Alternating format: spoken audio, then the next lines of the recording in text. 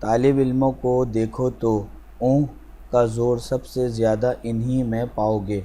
سال بھر کھیل کود میں گزار دیا، امتحان کا خیال آیا تو اونگ کر دی، یعنی کل سے پڑھیں گے۔ آخر یہ اونگ یہاں تک کھینچی کہ امتحان آ گیا، فیل ہوئے۔ اس فیل ہونے پر بھی اونگ کر دی۔ یہ اونگ بہت ہی بامعنی ہوتی ہے۔ اس کے ایک معنی تو یہ ہیں کہ باپ زندہ ہیں، کھانے پینے اور اڑانے کو مفت ملتا ہے، اگر وہ بھی مر گئے تو جائیداد موجود ہے، قرضہ دینے کو ساہوکار تیار ہیں، پھر پڑھ لکھ کر اپنا وقت کیوں ضائع کریں۔ دوسرے معنی یہ ہیں کہ ابھی ہماری عمر ہی کیا ہے، صرف 18 برس ہی کی تو ہے، اگر مڈل کے امتحان میں 2-4 دفعہ فیل ہو چکے ہیں تو کیا حرج ہے۔ 30 سال کی عمر تک بھی انٹر پاس کر لیا تو سفارش کے بل پر کہیں نہ کہیں چپک ہی جائیں گے، یا کم سے کم ولایت جانے کا قرضہ تو ضرور مل جائے گا، اور ذرا کوشش کی تو بعد میں معاف ہو سکے گا۔ اس فیل ہونے پر ادھر انہوں نے اونگ کی اور ادھر ماں باپ نے اونگ کی۔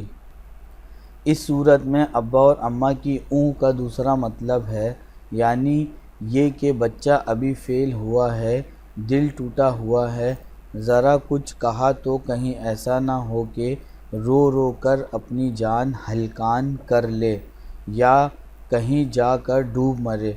غرض اس اونگ نے صاحبزادے صاحب کی تعلیم کا خاتمہ بالخیر کر دیا۔ خاتمہ بالخیر۔ گھر والی کی اونگ سب سے زیادہ خطرناک ہوتی ہے۔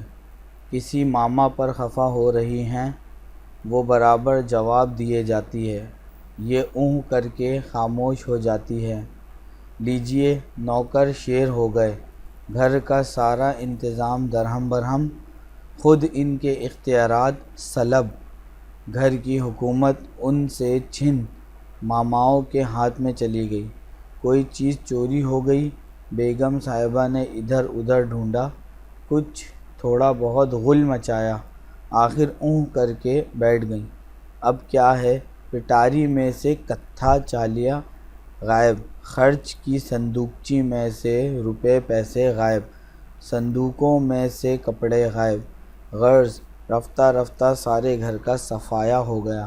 ماما نے کوئی رکابی توڑ ڈالی، شکایت ہوئی، انہوں نے وہی اپنی اونگ کا استعمال کیا۔ نتیجہ یہ ہوا کہ تھوڑے ہی دنوں میں الماری کے پیچھے سے شیشے اور چینی کا اتنا ٹوٹا ہوا سامان نکلا کہ خاصے کئی صندوق بھر جائیں۔ بچوں نے کوئلے سے دیواروں پر لکیریں کھینچیں، دروازوں پر پنسل سے کیڑے مکوڑے بنائے۔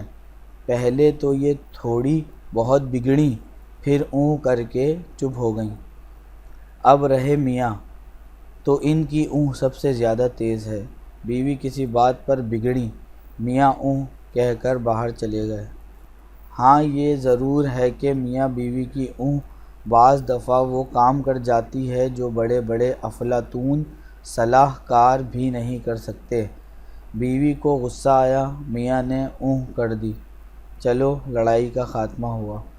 میاں کسی بات پر بگڑے، بیوی نے اونگ کر دی، میاں کا غصہ ٹھنڈا ہو گیا۔ اگر اونگ کی بجائے جواب دیا جاتا تو میاں کو گھر چھوڑنا اور بیوی کو میکے جانا پڑتا۔ ہر معاملے کی دو ہی صورتیں ہیں، فتح یا شکست، اور دونوں صورتوں میں اونگ نقصان دہ ثابت ہوتی ہے۔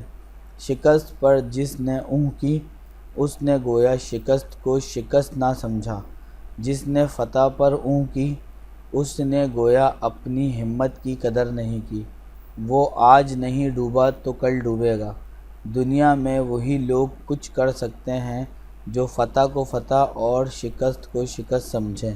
اب رہے اونگ والے جو لاپرواہی سے شکست اور فتح کو برابر سمجھتے ہیں، ان کا بس خدا ہی مالک ہے۔ دنیا سے اگر مٹ نہ جائیں گے تو کم سے کم جوتیاں ہمیشہ ضرور کھائیں گے۔